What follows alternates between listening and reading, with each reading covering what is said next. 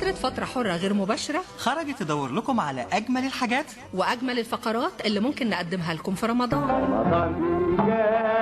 بعد انتظارنا وشوقنا إليك جيت بعد غياب وبقى قدامك. رحنا الصحراء، نزلنا تحت البحر، يعني سهول، ونزلنا وديان.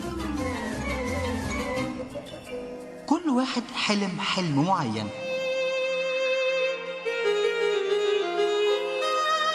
عايزين تفسيره.